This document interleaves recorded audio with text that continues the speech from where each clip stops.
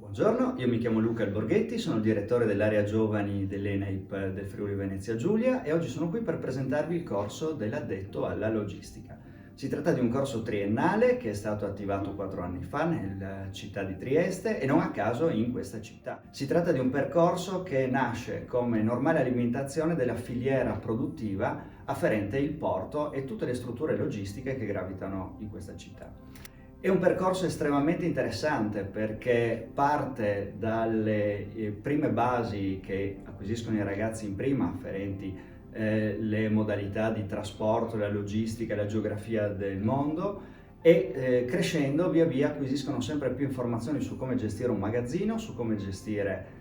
un trasporto, su come gestire una serie di invii nel mondo. Si sa che ormai la logistica è pervasiva, tutte le aziende ormai sanno che uno degli elementi competitivi è avere un sistema di logistica molto ben funzionante e quindi avere del personale professionalizzato capace di gestire la parte documentale e organizzativa è conveniente per tutti quanti. Dove ci si impiega quando si fa un percorso di logistica? Ovunque, dalla grande distribuzione, quindi parliamo di supermercati, ipermercati, alle aziende di trasporti, alle aziende che si occupano di import-export e a qualunque azienda che abbia una produzione interna e quindi abbia bisogno di gestire un magazzino interno. I nostri ragazzi arrivano qua dalla terza media, crescono con un percorso di 3 anni in cui le competenze via via vengono migliorate ed acquisite e hanno la fortuna al secondo anno di fare un primo stage di 160 ore, quindi un mese abbondante intero presso un'azienda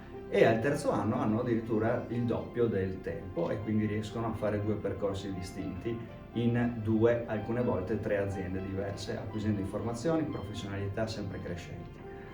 L'obiettivo è quello di istituire anche il quarto anno, a partire dal prossimo anno, che consentirà ai ragazzi di acquisire un diploma di qualifica tecnica. Il diploma di qualifica tecnica è un diploma spendibile sia nel mercato del lavoro, sia consentirà poi di reinserirsi nel mondo scolastico, quindi acquisire il quarto e quinto anno presso la scuola superiore ed avere una maturità a tutti gli effetti.